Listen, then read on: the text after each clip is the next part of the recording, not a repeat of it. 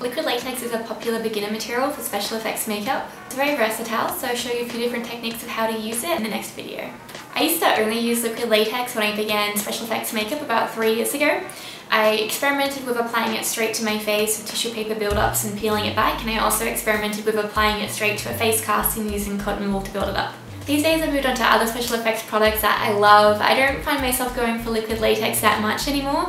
The only things that I would probably use it for now is for doing like your wrinkle stipple when you're trying to do like a aging that's not too extreme, and for like the peeling skin effects where you're doing a sunburn or a blistering or that kind of thing where you need when you need the material to be really thin so you can just kind of peel off the upper surface. There are actually many variations of latex, so if you're ready, you go and learn. So there's foam latex, which as the name suggests, you're adding a foamy agent into the latex. There's both heat activated, which is a more common kind, and there's also a cold one, but it doesn't have quite the same properties. The foam will add a lightness to the prosthetic, and that in turn also adds a flexibility to it, but you do need specific tools to make this. So you need a mixer and an oven, which you cannot use for food as well. And the reason for that is, for one, foam latex chicken does not taste as good as real chicken, and number two, you don't want to be ingesting all of the toxic chemicals. There is a product called balloon rubber latex, and this is a really thin latex, and what this is awesome for is making bald caps. And that way the outer layers of your bald cap that you're creating can be super thin, building up to a thicker bald cap in the center. There is super thin spray latex. There's also brush latex, which usually has a thickening agent, which is a little bit thicker than normal liquid latex.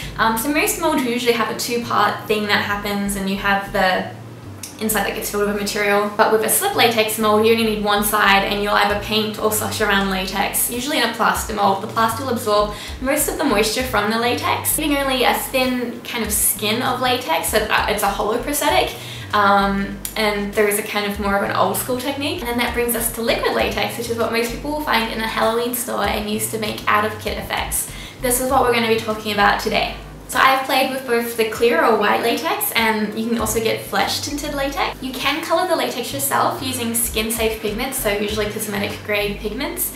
So this can be like a face powder. You can also grind up a cake makeup palette, and you can use food coloring as well. Alright, so you got all of that because there's going to be a quiz at the end of this. So the pros of using liquid latex are, number one, it's really cheap. Number two, it's quite accessible. You can find it in most Halloween shops and makeup stores, costume shops, online. Number three, it's pretty easy to get the hang of using. And number four, it dries pretty tough. The cons of using liquid latex are, number one, some people can be allergic to latex and therefore either have a reaction or just straight out can't use it. Number two, if you get it in any kind of body hair, even the body hair that you can't see and that you don't think is there, it will rip it out. Number three, it stinks because of its ammonia content. I'm talking like make your eyes water and your nostrils burn kind of stings. Kind of stinks. A little bit smells like cat pee. Number four, if it's laid on too thickly, it just straight up won't dry. Number five, it will stick to itself if it gets folded over and it's not properly powdered. And number six, if it gets into your clothes, they're done. R.I.P. my favorite pair of jeans. And number seven, this is probably also important, it doesn't really move that well. If you have really thin applications of latex, it's actually quite flexible. But as you get quite thicker buildups using cotton and toilet paper, it forms quite a stiff layer. So it's not going to move very well if you're wearing it over your mouth or on your body and you want it to move with it. It won't look as realistic, and it might inhibit things such as talking or eating depending on where you've placed it. Okay, so these are some of the ways you can use liquid latex. Number one, if you use it straight out by itself, you can use this to create a wrinkle stipple, which involves stretching the face in certain positions, applying a layer of latex, powdering it, building up maybe 2 to 7 layers depending on how extreme you're going with the aging.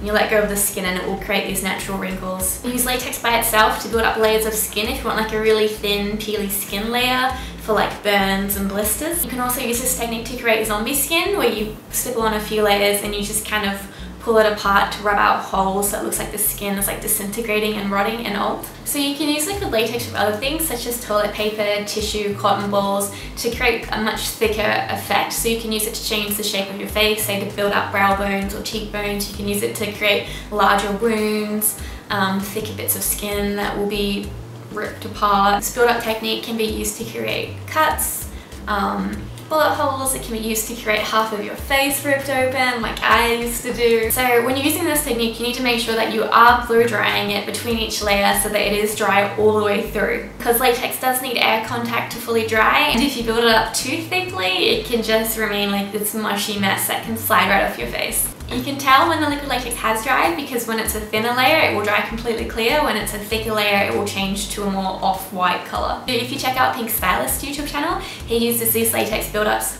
quite a lot to change the shape of his face to make different characters. Now, a slightly more advanced build-up technique is if you have a face cast, you can actually do the build-up on the face cast a few days before you need it, make it as thick as you want, and then give it a few days to air dry, and then you have basically like a latex prosthetic that you can use for something. So by using this technique and using a face cast, it gives you an opportunity to spend more time detailing it because it's not on the day of application.